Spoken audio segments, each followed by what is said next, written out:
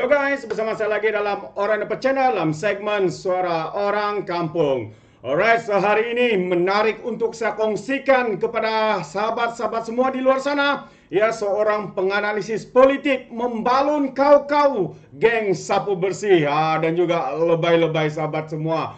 Ini dia penganalisis politik balun kau-kau geng sapu bersih dan juga para lebay-lebay MP-MP daripada PAS dan juga Bersatu. Kenapa sahabat semua? Ini yang saya ingin kongsikan kepada kita hari ini. Yang mana seperti mana yang kita lihat, apabila berada di dalam Dewan Rakyat, isu yang mereka naikkan adalah isu yang tidak berkaitan dengan rakyat. Isu yang mereka gunakan adalah hanyalah untuk mendapat sokongan, untuk meraih simpati daripada pengundi-pengundi Melayu khususnya sahabat-sahabat semua. Mereka akan gunakan apa saja isu demi kepentingan politik mereka. Jadi tanpa membuang masa lagi, mari kita dengar apakah yang dinyatakan oleh penganalisis politik ini, sehingga beliau mengatakan pembangkang berhujah tanpa fakta dan hanya menggunakan isu-isu untuk menaikkan populariti politik mereka sahabat semua. Jadi tanpa membuang masa lagi, mari kita dengar bersama apakah yang dinyatakan oleh penganalisis politik ini. Katanya tahap hujah pembangkang di Dewan Rakyat sangat mengecewakan. Itu dia. Jadi apakah yang dinyatakannya yang seterusnya? Pembangkang sepatutnya katanya mengeluarkan hujah atau membangkitkan isu kuku seperti masalah rakyat selain menjadi penyemak imbang kepada kerajaan perpaduan ketika ini. Penganalisis politik Akademi Pengajian Melayu Universiti Melaya UM Dr. Abdul Mugid Muhammad berkata, menerusi pengamatan pihaknya, mutu perbahasan pihak pembangkang ketika ini di sidang Dewan Rakyat sangat mengecewakan. Seperti yang kita tahu, pembangkang ada pengalaman sebagai kerajaan. Tetapi apabila saya lihat sesi perbahasan mereka menerusi dalam talian, katanya ia agak mengecewakan. Contohnya, apabila Datuk Seri Taqiyuddin Hasan daripada MP Kota Baru membangkitkan tentang isu bahasa Inggeris. Apabila ditanya mengapa dia tidak menyokong penggunaan bahasa Inggeris dalam undang-undang itu, dia kata sebab beliau pembangkang. Memang bangang sangat. Dulu sewaktu beliau dalam kerajaan, Taqiyuddin kata sepatutnya pembangkang Pakatan Harapannya membangkang. Saya fikir hujah yang dikemukakan oleh Taqiyuddin itu sangat tidak logik katanya. Apabila satu gabungan politik yang pernah menjadi kerajaan berhujah seperti itu, pada saya perkara itu sangat mengecewakan katanya ketika dihubungi Harapan Daily hari ini. Beliau mengulas demikian apabila ditanya tentang peranan pembangkang yang sepatutnya menjadi penyemak imbang kepada kerajaan perpaduan pimpinan Perdana Menteri Datuk Seri Anwar Ibrahim. Mengulas lanjut, Abdul Mugid menyifatkan peranan menyimak imbang sememangnya diperlukan untuk membantu pentadbiran kerajaan yang ada pada ketika ini. Kerajaan perpaduan yang ada sekarang ini bukanlah kerajaan yang sempurna. Ada perkara yang perlu ditambah baik, perlu dikritik, tetapi ia tidak berlaku. Itu yang agak mengecewakan, termasuk juga kualiti perbahasan dan isu yang dibangkitkan di parlimen, ujarnya. Dalam sidang Dewan Rakyat pada 29 Mac lalu, Perikatan Nasional mempersoalkan 4 rang undang-undang RUU yang dibentangkan kerajaan terdapat perbezaan versi bahasa yang digunakan.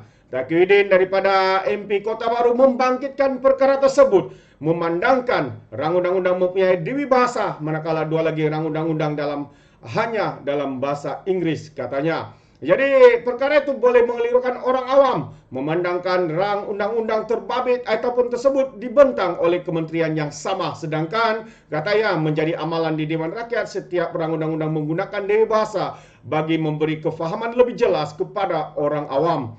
Rang undang-undang anti menghendap yang dibawa semula oleh kerajaan perpaduan itu membabitkan peruntukan kanun keseksaan dan kanun tata cara jenayah yang teks autoritatif dalam bahasa Inggris.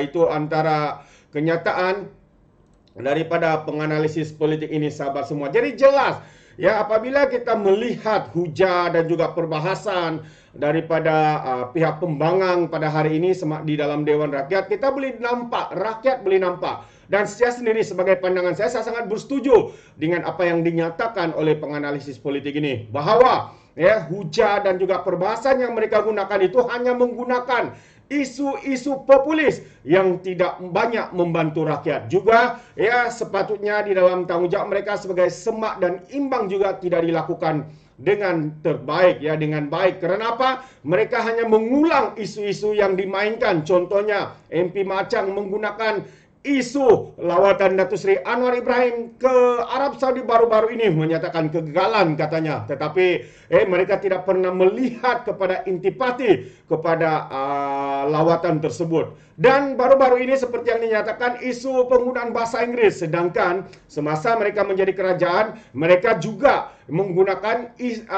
perkara yang sama. Tetapi kerana kita tahu ya ianya sudah pun diterima pakai di dalam Dewan Rakyat, orang undang-undang yang menggunakan bahasa Inggris. Jadi sebenarnya perkara itu tidak menjadi isu. Tetapi hari ini demi kononnya untuk memperjuangkan bahasa Melayu untuk bangsa Melayu, mereka sanggup menggunakan isu ini untuk dipolitikkan, untuk meraih simpati, untuk meraih sokongan. Apatah lagi PRN, pilihan raya negeri. 6 buah PRN negeri yang bakal diadakan pada bulan 6 atau bulan Julai ini semakin dekat, mereka semakin terdesak untuk mencari isu untuk dinaikkan bagi meraih sokongan daripada pengundi-pengundi Melayu khususnya sahabat semua. Namun hari ini kita tahu mereka tidak mempunyai idea, mereka tidak mempunyai cadangan yang bernas untuk mempertingkatkan kualiti di dalam Dewan Rakyat. Apa yang mereka mahu untuk mengangkat kononnya suara rakyat, tapi semua itu hanyalah mainan kata-kata daripada pembangang, daripada geng sapu bersih yang hanya menggunakan isu ini untuk tujuan politik dan karier mereka masing-masing. Sahabat-sahabat semua, sangat mengecewakan. Namun inilah ya tahap ataupun standard pihak pembangkang hari ini yang tidak mempunyai standard. Selayaknya mereka terus menjadi pembangkang di mana ataupun untuk di masa-masa yang akan datang ini. Jadi terima kasih sahabat semua.